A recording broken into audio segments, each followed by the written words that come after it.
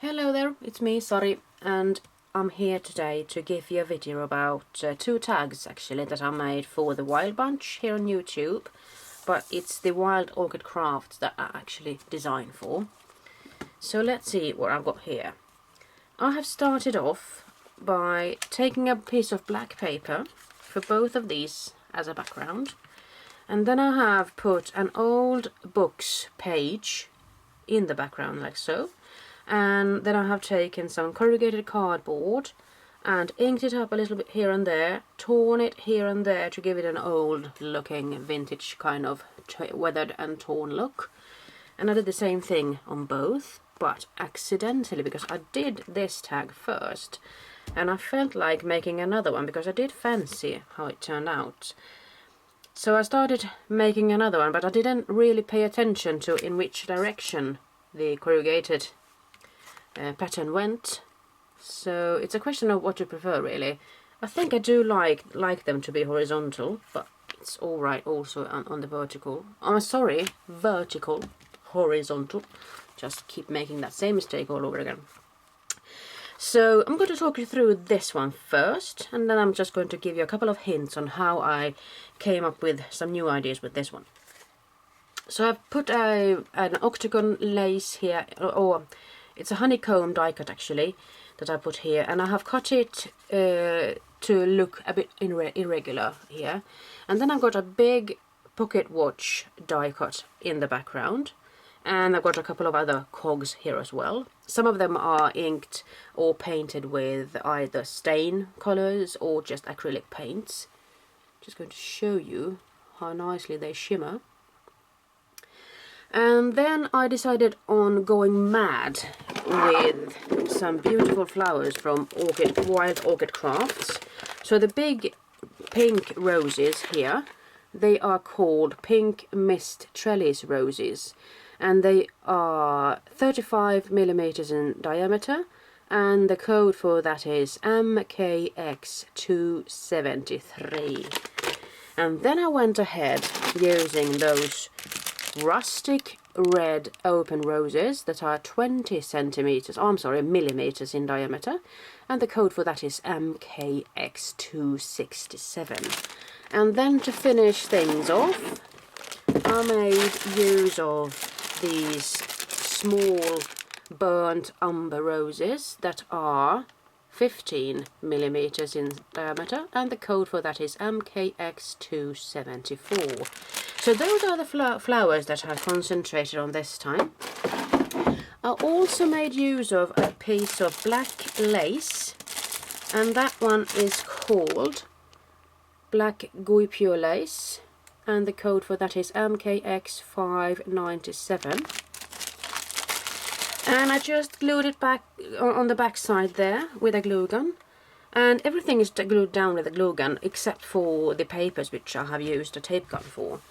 I decided on putting on a couple of eyelets here with a sort of wider collar. And they are antique, metallic antique looking like so. And then I just took two pieces of twine, put them through and made some knots for them. So in this case, this one actually can lay flat against the wall, like so. And I've got some stamps here, and they say, "This is your day, congratulations." I'm thinking of sending this one to a friend, actually, for his birthday soon. But then I wanted to make another one. But sometimes when I try to make something that I've made before, it sort of never gets the same, as it were, as the first time. So in this case I made use of a big clock that I had die cut before, and I started stamping, and both the splashes and splotches and everything are stamps, and also this congratulations stamp there. And here's another stamp from the same company actually, and this one says that statistics show that the ones that celebrate most birthdays live the longest. So it's a funny word pun there. I've also used some cogwheels here, and I have painted them with some Inca Gold shimmer paste. Just put a little bit of colour on my finger and just rub it in. Really easy peasy. And then I found that I had die cut cogwheel out of funky foam. Let's see if I can give you the thickness of it. You see there. So even though you have a thin die, this one comes from X-Cut, you can still die cut them from out of funky foam. So it's really nice. And since I did put that one there together with these pink and sort of rustic red, I thought that, well, perhaps I'm going in the wrong direction. So then I had to figure out how to incorporate that yellow into this tag. So I found these wonderful yellow big eyelets, and I just put a piece of twine here as well. And just to pick up the pinkness of this all, I just put a pink star button down there, and just a golden star there as well. So I'm thinking that that'll actually tie it all nice together. And when it comes to the lace that I have used, I've used white lace, as you can see, but it isn't white down there now, is it? If I compare it like this, here's the white and here is the yellow, or should I say wild honey, because I have used a spray color that's called wild honey to do that. And that lace's name is White Gooey Pure Lace MKX 596. So I think that going to the Wild Orchid Crafts homepage, I'm sure you'll find lots of goodies that you like, more than I have showed you here before.